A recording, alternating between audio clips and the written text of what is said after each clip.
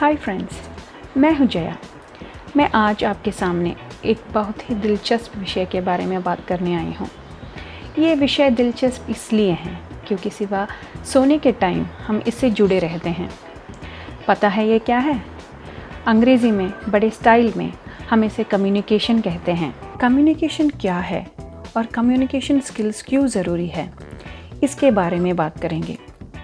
Communication यानी संचार का अर्थ है किसी जानकारी का आदान प्रदान करना। स्किल का मतलब है हुनर या योग्यता। अगर ये आदान प्रदान सही तरीके से ना किया जाए तो इसका असर आपकी तरक्की पर पड़ सकता है। अब आप समझ गए होंगे कि इफ़ेक्टिव कम्युनिकेशन यानी सही तरीके का कम्युनिकेशन आपकी भविष्य के लिए कितना आवश्यक है। Communication is a two way process और मुख्य रूप से ये दो प्रकार के होते हैं। एक रिटन कम्युनिकेशन यानी लिखित रूप से विचारों को प्रकट करना और दूसरा वर्बल कम्युनिकेशन यानी बातचीत से विचारों को प्रकट करना। रिटन और वर्बल कम्युनिकेशन स्किल्स के इस फिल्म में कई हीरो हैं। चलिए आज मैं आपको परिचित कराती हूँ इसमें से एक हीरो, वो है ईमेल कम्युनिकेशन।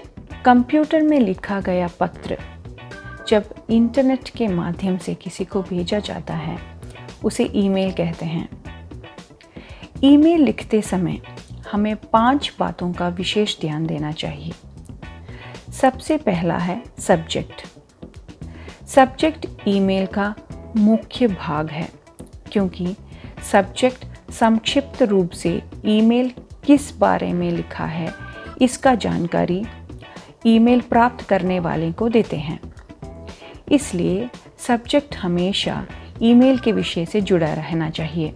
अगर ईमेल अर्जेंट या कॉन्फिडेंशियल यानी गोपनीय हो तो सब्जेक्ट में इन शब्दों का यानी अर्जेंट, कॉन्फिडेंशियल जैसे शब्दों का प्रयोग करना चाहिए। इससे ईमेल और अधिक इफ़ेक्टिव बनता है यानी प्रभावशाली बनता है। स्क्रीन पे आप देख सकते हैं इसका एक एग्जाम्पल। अगला भाग है सैल्यूटेशन यानी संबोधन। जब हम चिट्ठी लिखते हैं तो लिखते हैं ना, डियर फ्रेंड, हाय फ्रेंड। वैसा ही जब ईमेल शुरू करते हैं हमें सैल्यूटेशन यूज़ करना चाहिए। सामान्य रूप से हम यूज़ करते हैं रेस्पेक्टेड सर, डियर मैडम, हाय सूर्या, ये जैसा सैल्यूटेशंस। फॉर्मल या औपचारिक ईमेल में डियर, रेस्पेक्टेड जैसे शब्दों का उपयोग करना चाहिए और इनफॉर्मल ईमेल्स में यानी जो हम दोस्तों को या परिवार वालों को भेजते हैं उनमें हाय सूर्या, हेलो सूर्या जैसे सैल्यूटेशन का उपयोग कर सकते हैं। तीसरा भाग है कंटेंट। कंटेंट ईमेल का सबसे बड़ा भाग होता है। कंटेंट में हम ईमेल जिस विषय पर लिखा गया है उसका विस्तार से विवरण करते हैं। जब ईमेल लिखते हैं तो ये ध्यान में रखना चाहिए कि कंटेंट 2 या 3 पैराग्राफ में आप बांट लें। इससे पढ़ने वाले को ये आसान से समझ में आ सकता है।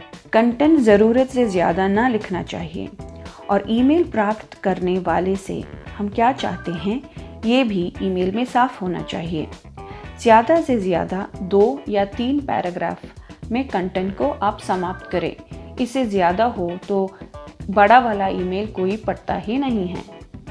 ईमेल का चौथा भाग है सिग्नेचर। सिग्नेचर ईमेल लिखने वाले का पहचान होता है।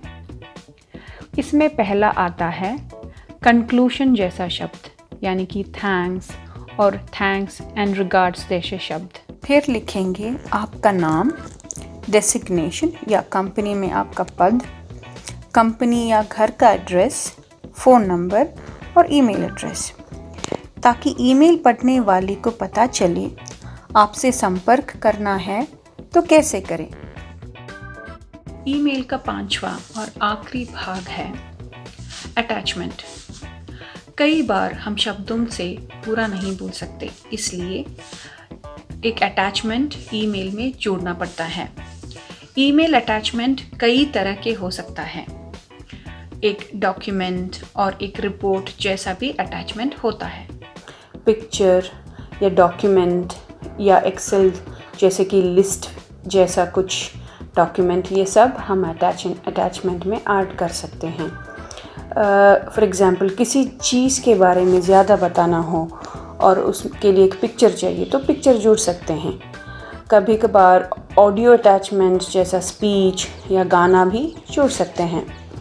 और भी कई तरह के फाइल्स हैं जो हम अटैच कर सकते हैं।